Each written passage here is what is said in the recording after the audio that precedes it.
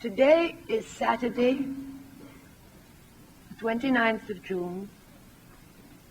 This is the United Nations, and I'm not the Secretary General. You've listened to so many words, and it's so marvelous that you've all come here again today. UNICEF, the United Nations Children's Fund, has given me some of the saddest, but also some of the happiest experiences of my life. Today is one of the happiest because of you. It's so great that you're here. Your shining faces. They say each new generation offers man another chance.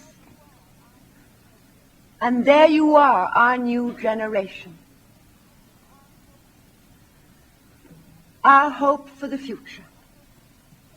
Why are you our hope for the future?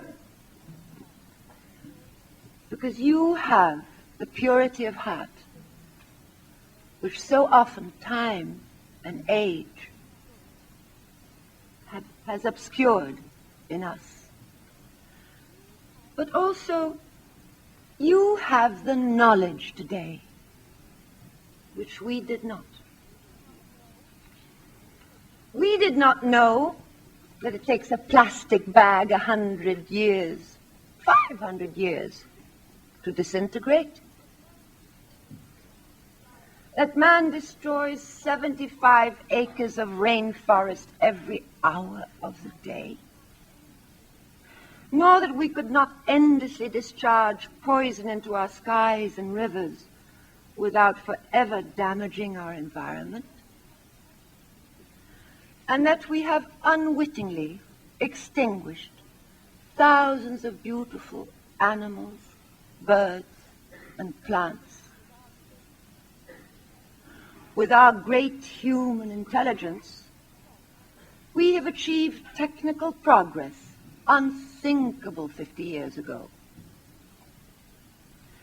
At the same time, we have created the most excruciating poverty and suffering worldwide. We did not know, or were we indifferent? Indifferent to 40,000 children dying every day in the developing world, to 40,000 mothers burying their babies. All the world loves a child, or so the saying goes. But for too long, the reality has been very different.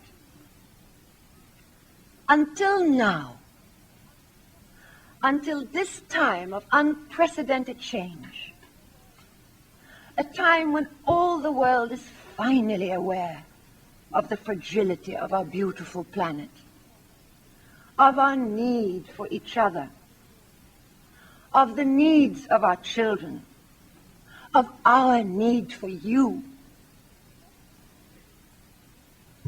Less than 2 years ago, the Convention on the Rights of the Child was unanimously adopted in this very building.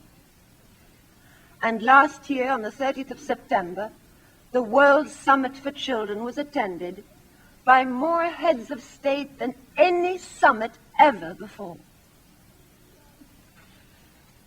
A historic turning point for children. There are, of course, the skeptics who say, but isn't the Convention on the Rights of the Child only just another piece of paper? So is the Bible. So is the Magna Carta. So is the Declaration of Independence. So is the Declaration of Human Rights. Where would we be without them?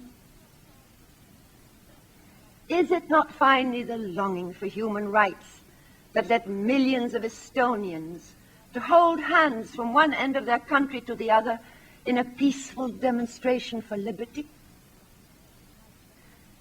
Is it not the longing for human rights that brought down the Berlin Wall and that finally freed Nelson Mandela and ultimately millions of South Africans from the horrors of apartheid?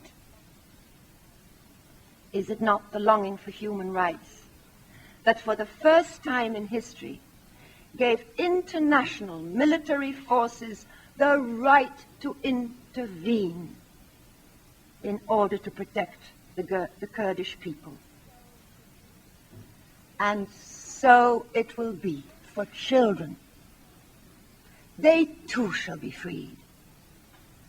Freed from hunger and disease, from exploitation, prostitution, conscription, imprisonment, and the violence of abject poverty. And perhaps the day will come when we will free our children from wars and civil strife by not teaching them intolerance and hatred.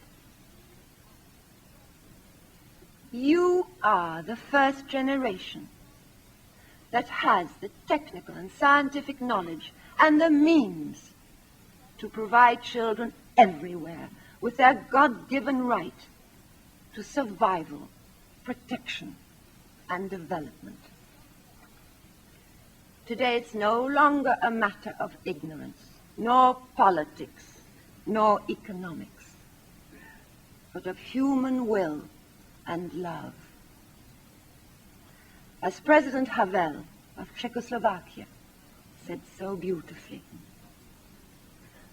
salvation of this human world lies nowhere else but in the human heart.